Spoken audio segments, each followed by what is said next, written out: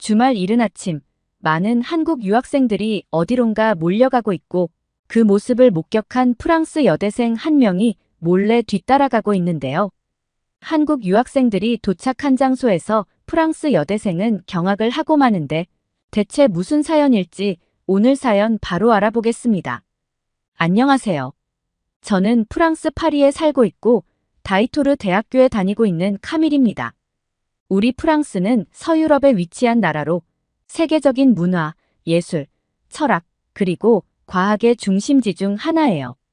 프랑스의 수도는 파리이며 이곳은 패션과 예술의 도시로 유명하죠. 파리에는 전 세계적으로 유명한 루브르 박물관, 에펠탑, 노트르담 대성당 등의 명소가 있어요.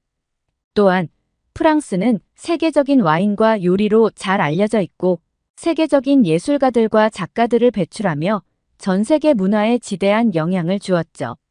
그런 프랑스에서 몇 년 전부터 한류 열풍이 불기 시작했어요. K-팝, 드라마, 영화, 음식 등 많은 친구들이 한국의 문화를 좋아했고 넷플릭스 같은 스트리밍 서비스가 퍼지면서 더욱더 한국 문화 콘텐츠가 퍼지기 시작했죠. 저도 한국의 문화는 대단하다고 생각했지만 한류에 관심을 가지지 않았어요. 왜냐면 전 한국인들에게 안 좋은 선입견을 가지고 있었기 때문이죠.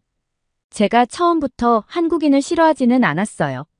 아니, 한국인에 대해 잘 몰랐죠. 선입견을 가지게 된 계기가 있는데 그건 바로 제 친구 술리 때문이에요.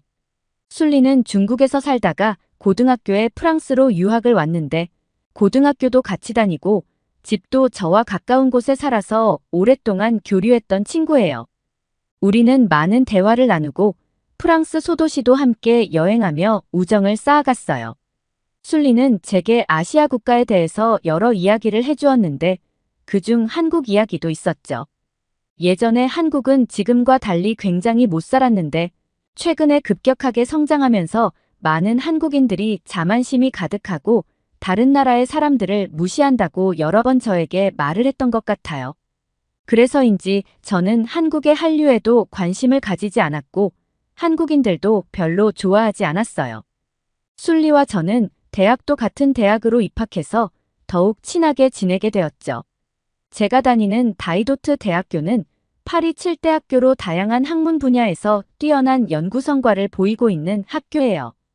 특히 국제적인 연구 및 교육 네트워크를 활발히 운영하고 있어 전 세계 대학과 파트너십을 통해 학생과 교수 교환 프로그램을 진행하고 있어요.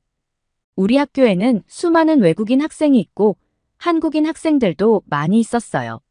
처음 한국 유학생들을 봤을 때는 한국인에 대한 선입견을 가진 상태에서도 굉장히 매력적이라고 생각했어요. 한국 학생들은 자기 관리도 잘하고 청결하고 피부도 투명해 보였죠. 백인들이 하얗다고 말하는데 제가 봤을 때는 한국인들의 피부가 백인보다 하얀 것 같았고 투명하면서 맑아 보여서 어떻게 피부를 관리하는지 정말 궁금했어요. 초반에는 한국 유학생들과 친해지고 싶다는 생각을 했던 것 같아요.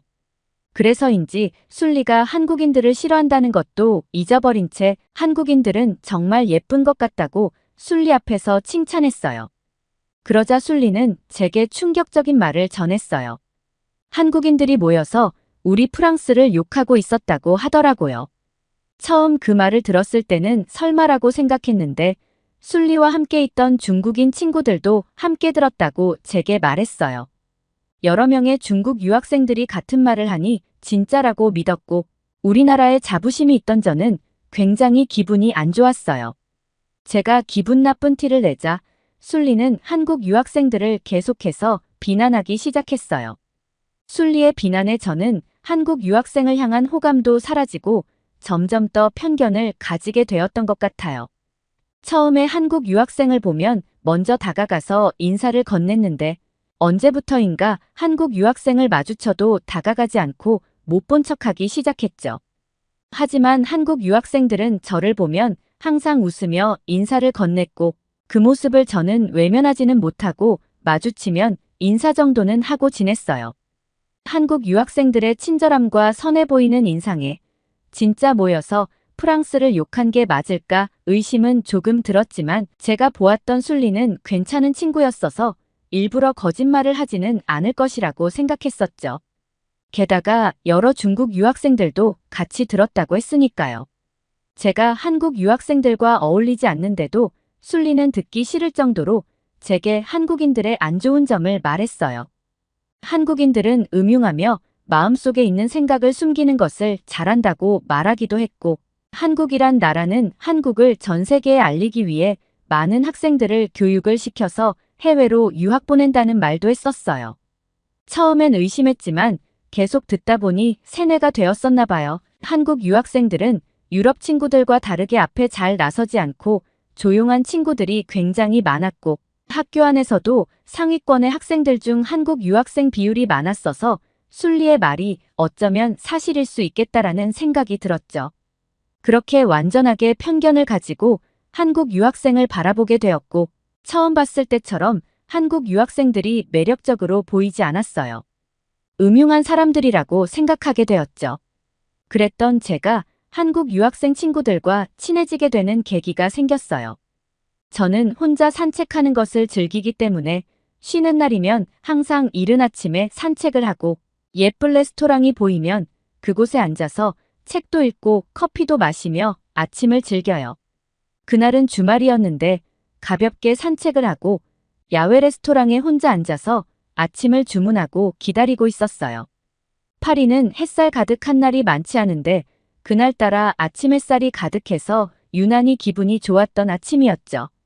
커피를 마시며 책을 읽다 지나가는 사람들을 구경하는데 제가 있는 카페에 한국 유학생 3명이 들어왔어요.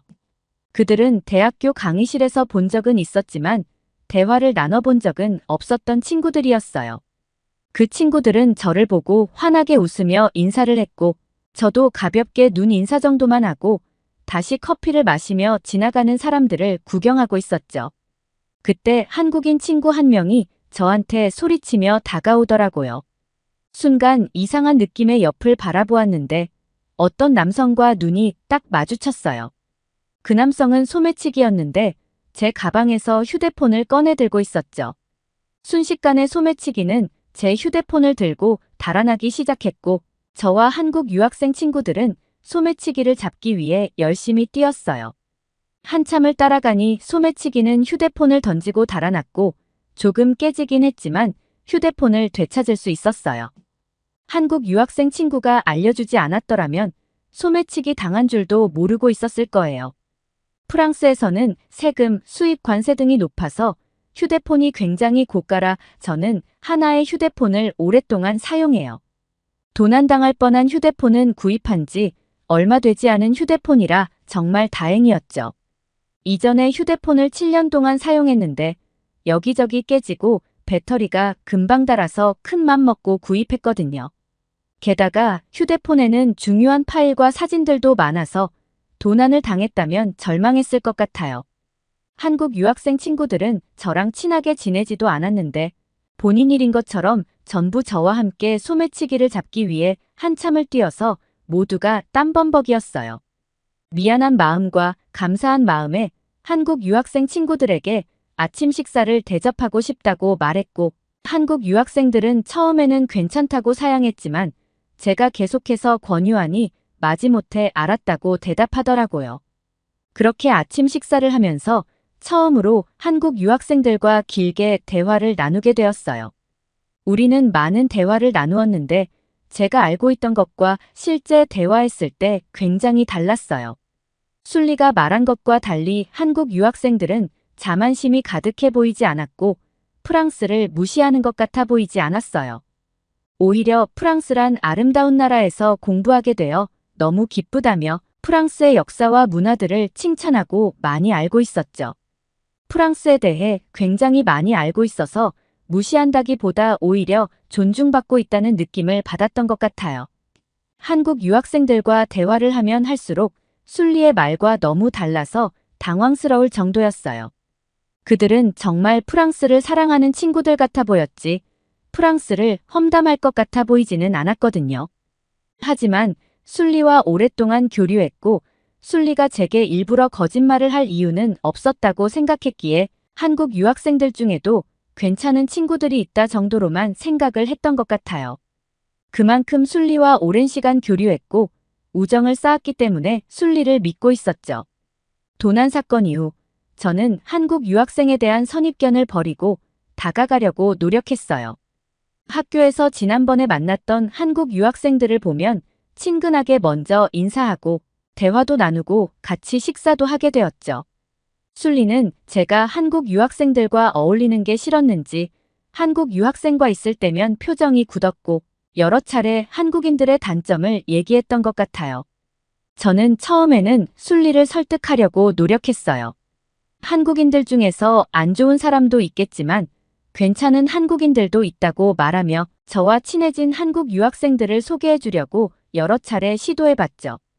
그때마다 순리는 한국 유학생들과 교류하는 게 정말 싫다고 말하며 거부했어요. 그런 순리가 이해가 잘 되지 않았는데 솔직히 크게 신경 쓰이지는 않았던 것 같아요. 제가 순리와 친하다고 해도 순리가 제 친구 관계까지 계속해서 간섭하는 건 용납할 수 없는 일이고 반대로 저도 순리의 친구 관계를 간섭해서는 안 된다고 생각하니까요. 근데 순리는 점점 제 앞에서 선을 넘기 시작했어요. 제가 친하게 지내는 3명의 한국 유학생들이 여러 학생들 사이에서 평판이 안 좋다고 말하기도 하고 프랑스를 욕한 한국인들 중 그 학생들이 같이 있었다는 믿을 수 없는 말까지 했죠. 제가 아니라고 말해도 순리는 귀를 닫은 채 한국 유학생들을 계속해서 험담하려고 했어요. 그런 모습을 보면 솔직히 화가 났지만 몇 년 동안 친하게 지냈었기에 최대한 참으려고 노력했고 제 말을 무시하고 간섭하려는 순리와 거리를 두게 되었죠. 반대로 한국 유학생들과는 계속해서 교류하게 되었는데 그들에게서 한 가지 이상한 점을 발견했어요. 한국 유학생들은 주말의 특정한 시간대에는 항상 중요한 일이 있다면서 약속을 잡지 않았고 무슨 일인지 물어봐도 별거 아니라며 얼버무리기만 하더라고요. 계속해서 물어보면 실례일 것 같아서 참았는데 궁금함은 머릿속에서 사라지지 않았던 것 같아요. 그렇게 한 달 정도 시간이 지났고 주말 이른 아침에 혼자서 산책을 하고 아침 식사를 하려고 카페로 걸어가고 있는데 멀리서 한국 유학생들이 단체로 어딘가로 가고 있는 것을 보게 되었어요. 그들 중에서는 저와 교류하는 친구들도 있었죠. 저는 궁금함을 도저히 이기지 못하고 조심스레 그들을 따라갔고 그들은 파리 18구역으로 가고 있었죠. 그들이 도착한 장소에는 이미 많은 한국인들이 있었고 학생들뿐 아니라 나이가 많아 보이는 한국인들도 보였어요. 프랑스인으로 보이는 사람들도 일부 있었는데 대부분이 한국인이었어요. 저는 다 같이 몽마르트 언덕을 올라가려고 하나보다 라는 생각을 했고 다시 돌아가려고 하는 순간 믿을 수 없는 광경을 목격하고 말았어요. 한국 유학생들이 도착하자마자 어떤 남성이 박스를 열더니 모여있는 사람들에게 봉투와 집게를 나누어 주기 시작했고 봉투와 집게를 받은 사람은 일사불란하게 움직이며 주변 쓰레기를 수거하기 시작했어요. 굉장히 빠른 속도로 구역을 나눠서 움직이는 모습에 한두 번 있었던 일이 아닌 것 같아 보였죠. 그렇게 수십 명의 사람들은 쓰레기를 주우며 흩어졌고 집게와 봉투를 나누어 준 남성만 혼자 남아서 박스를 정리하고 있었어요. 저는 궁금함을 이기지 못하고 그 남성에게 다가가 왜 쓰레기를 줍고 있는 건지 물어보았는데 그 남성이 말해준 건 경악할 만한 사실이었어요. 한국인들은 파리 북동부에 위치한 라 샤펠 지역의 불법 투기로 발생한 쓰레기산 정화를 위해 오래전부터 쓰레기 수거 봉사를 자발적으로 하기 시작했고 정기적으로 지역을 청소하며 쓰레기를 수거하고 있다고 말했어요. 저는 파리에 살고 있었는데도 한국인들이 오랫동안 봉사활동하고 있다는 사실을 전혀 모르고 있었죠. 집에 와서 찾아보니 예전이긴 하지만 지역신문뿐 아니라 현지 언론에서도 크게 조명받았던 적도 있었더라고요. 저는 다른 사람들 모르게 그렇게 오랫동안 봉사했다는 것에 신선한 충격을 받았고 나중에 한국 유학생들을 만났을 때 굉장한 일을 하는데 왜 숨긴 거냐고 물어봤어요. 도무지 이해가 안 가고 정말 궁금했어요. 우리 프랑스 사람들은 공부를 잘하거나 이런 대단한 봉사활동을 하고 있으면 주변에 있는 많은 사람들에게 자랑을 하는데 한국 유학생들은 물어봐도 숨기는 게 신기했거든요. 그러자 한국 유학생들은 아침에 운동 삼아 잠시 하는 거고 정말 별거 아니라며 오히려 제가 대단하다고 칭찬하는 것을 굉장히 부끄러워 하더라고요. 저는 그제서야 한국인들의 성격을 제대로 이해하게 된 것 같아요. 한국인들은 음흉해서 마음속에 있는 생각을 숨기는 것이 아니었어요. 겸손하고 남을 배려하고 봉사하는 따뜻한 마음을 가진 사람들이었죠. 한국 유학생들을 보면 본인의 선행이나 성취를 과시하지 않는 것이 당연하다고 생각하는 것 같았어요. 저는 한국 유학생들과 같이 봉사를 시작했고 함께 다니며 더 놀라운 사실을 알게 되었어요. 한국 유학생들은 쓰레기 수거뿐 아니라 한글을 배우고 싶어하는 프랑스인들에게 무료로 한글을 알려주는 봉사도 하고 현지 병원, 노인요양원 등에서도 자원봉사를 하는 친구들도 많았어요. 순리의 말을 믿고 한국인들에게 선입견을 가졌다는 사실이 굉장히 부끄러웠어요. 저는 지금까지 살면서 스스로가 굉장히 합리적이라고 자부했는데 돌이켜보면 아니었죠. 만약 한국 유학생들이 카페에서 소매치기 잡는 것을 도와주지 않았더라면 아직까지도 오해하고 있었겠구나 라는 끔찍한 생각이 들었어요. 그래서 제가 알게 된 사실을 많은 친구들에게 알려야겠다는 생각을 했고 먼저 저와 친했던 친구들을 집에 초대했어요. 친한 친구들을 가장 먼저 초대한 이유는 저와 친했던 친구들은 순리와도 친하기 때문에 한국인에 대해서 오해하고 있는 친구가 많았거든요. 제가 알게 된 사실들을 친한 친구들에게 전달했는데 친구들도 제가 말한 것들이 정말 사실이냐며 경악을 했을 정도였어요. 저는 학교에서도 한국 유학생들이 했던 봉사들을 여러 사람들에게 말하고 다녔어요. 이런 굉장한 사실은 많은 사람들이 알아야 한다고 생각했거든요. 제가 한국 유학생을 칭찬하고 다닌다는 소문은 순리에게까지 들어갔나 봐요. 최근에 중국 유학생들이랑 다니느라 자주 못 보고 지내던 순리가 갑자기 제게 찾아왔어요. 저는 순리를 만나자마자 우리가 한국인들을 오해한 것 같다며 제가 알게 된 사실들을 전달했어요. 당연히 순리도 그 사실을 알게 되면 한국 유학생에게 가지고 있던 선입견이 사라질 것이라고 생각했던 것 같아요. 하지만 그건 제 착각이었어요. 제가 계속해서 한국인들을 칭찬하자 아무 말 없이 듣고만 있던 순리는 인상을 쓰더니 저에게 바보라며 제가 음흉한 한국인들 속임에 넘어간 거라고 말하는 게 아니겠어요? 뿐만 아니라 한국인들이 프랑스를 미개한 나라라고 말했다며 제가 가장 듣기 싫어하는 말을 하기 시작했죠. 저는 순간적으로 화가 머리끝까지 났고 순리에게 소리를 치고 말았죠. 프랑스를 미개하다고 생각하는 건 순리 너 아니야. 나는 살면서 아무한테도 그런 소리를 듣지 못했어.